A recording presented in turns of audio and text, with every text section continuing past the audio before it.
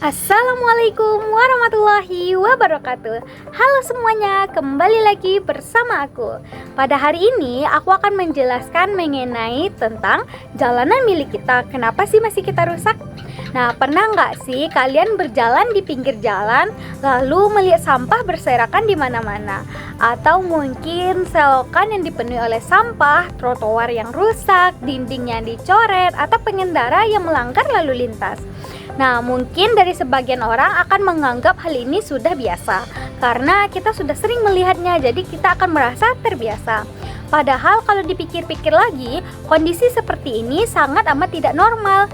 Nah, pada hari ini aku akan menjelaskan. Sebelumnya, halo semuanya, perkenalkan nama aku Septiana Fatmawati dengan NIM 253700032. Nah, aku dari Prodi Pendidikan IPS dari Departemen Sejarah. Nah, pada hal ini aku akan menjelaskan mengenai tentang komunitas dan jalanan. Nah, dalam video ini aku akan mengajak kalian semua untuk lebih dekat dengan masalah yang sering terjadi di sekitar kita, khususnya yang berkaitan dengan komunitas dan jalanan. Nah, dalam hal ini, kita akan melihat lebih lanjut tentang komunitas dengan jalanan karena sebenarnya jalanan itu bukan hanya tempat kita lewat aja, tetapi jalanan adalah ruang bersama, tempat beraktivitas, untuk pergi kerja, bersekolah, bertemu orang lain, mencari nafkah, dan sebagainya. Nah, kalau misalnya kita lihat-lihat, kalau jalanan milik bersama, kenapa sih masih banyak orang yang tidak peduli dengan kondisi jalanan? Coba kita lihat dari lingkungan sekitar. Masih banyak orang yang membuang sampah sembarangan. Bungkus makanan mereka buang begitu aja.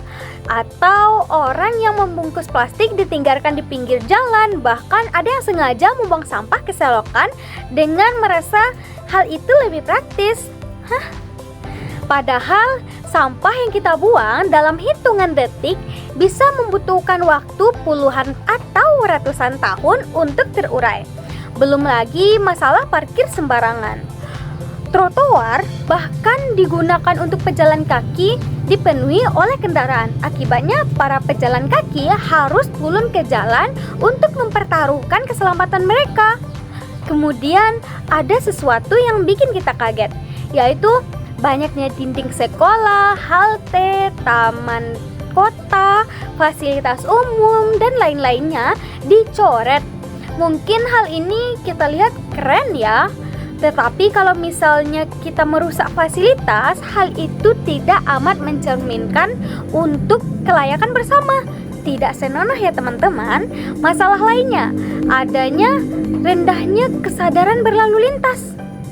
Masih banyak orang yang menerobos lalu lintas, menawan arus, menerobos lampu merah, memakai helm yang tidak mereka pasang di kepala tetapi hanya mereka pegang di tangan, atau bermain saat ponsel dan saat berkendara. Yang lebih memprihatinkan lagi, di era sosial, orang banyak yang melakukan tindakan berbahaya hanya untuk mendapatkan konten viral. Nah, ada yang membuat video untuk mengganggu pengguna jalan atau membuat video keributan di ruangan publik. Bahkan ada yang merusak fasilitas umum untuk mendapatkan perhatian publik.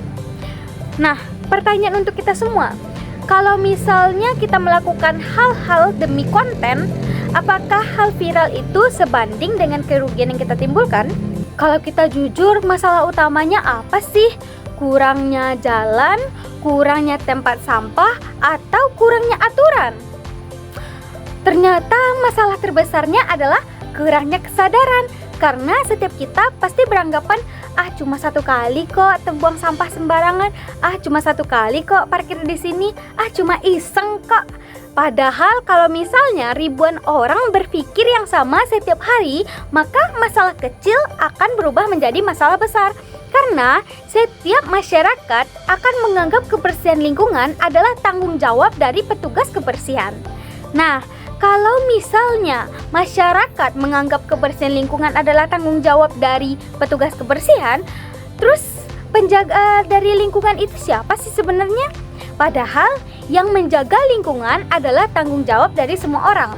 Nah, faktor lainnya adalah kurangnya edukasi dan juga pengawasan. Ketika pelanggaran dianggap hal yang biasa dan tidak ada konsekuensinya, maka pelaku dari yang melanggar akan terus terjadi dan akan melakukan kesalahan yang sama secara berulang. Mungkin dengan kita membuang satu bungkus sampah tidak akan berdampak apa-apa, padahal kenyataannya sampah akan menumpuk dan menyumbat saluran air. Ketika hujan turun, air tidak bisa mengalir dengan baik, akhirnya terjadi banjir.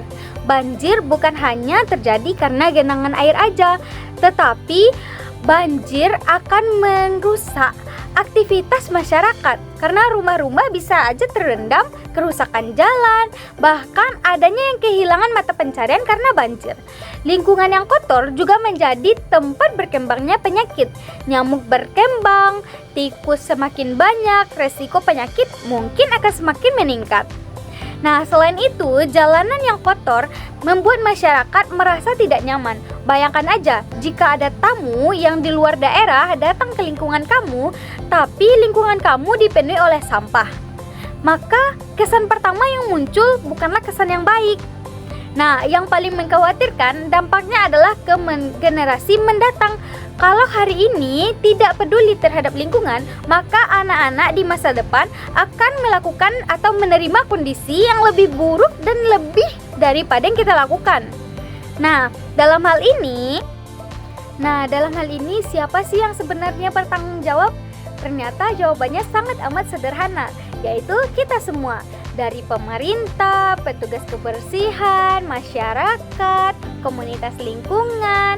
Karena masalah yang muncul karena perilaku dari manusia dan harus diselesaikan oleh manusia sendiri yang dimulai dari kita ke orang lain. Untuk mengatasi masalah ini, kita harus memulai dari diri kita sendiri untuk membuang sampah kepada tempatnya, menjaga fasilitas umum dengan mematuhi aturan lalu lintas. Nah, dari hal itu kita akan mengajak masyarakat atau komunitas yang dimana dapat mengadakan kegiatan gotong royong, kerja bakti, serta kampanye lingkungan untuk meningkatkan kesadaran bersama. Nah, dalam hal itu, pemerintah juga perlu menyediakan fasilitas yang memadai dan menegakkan aturan secara konsisten agar pelanggaran dapat diminimalisir. Nah, sementara itu, jika kita berada di lingkungan sekolah, maka yang perlu kita tanamkan adalah nilai kepedulian dan juga nilai sosial kita. Nah, dalam hal itu, kita akan menumbuhkan sikap tanggung jawab kepada lingkungan, kepada generasi mendatang. Nah, untuk pihak yang bekerja sama, lingkungan akan lebih bersih, aman, tentram, nyaman. Bukan hanya hal itu tidak bisa diwujudkan, ternyata bisa dengan cara kita bersama-sama. Dapat kita simpulkan bahwasanya berbagai masalah yang terjadi di jalanan seperti sampah yang berserakan, vandalisme, pelanggaran lalu lintas sebagian besar disebabkan oleh kurangnya kesadaran serta tanggung jawab dari lingkungan bersama. Padahal dampaknya dapat kita rasakan oleh semua orang, mulai dari menurunnya kenyamanan, terganggunya kesehatan, hingga rusaknya fasilitas umum yang disebabkan oleh masyarakat bersama. Oleh karena itu, diperlukan kerjasama antara individu, komunitas, pemerintah, lembaga pendidikan untuk menciptakan kenyamanan lingkungan agar lebih bersih, tertib, nyaman, dan aman. Nah, perubahan itu tidak harus dimulai dari hal yang besar.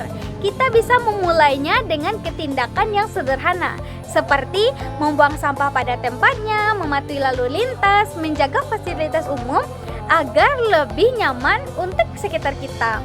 Nah, menjadi bagian dari solusi bukan hanya sebagai masalah, karena jalanan yang bersih untuk nyaman kita untuk digunakan sehari-hari. Hal ini untuk generasi kita dari sekarang ke mendatang. Sekian dari saya, jika ada kesalahan mohon dimaafkan. Wassalamualaikum warahmatullahi wabarakatuh. See you next time. Bye bye.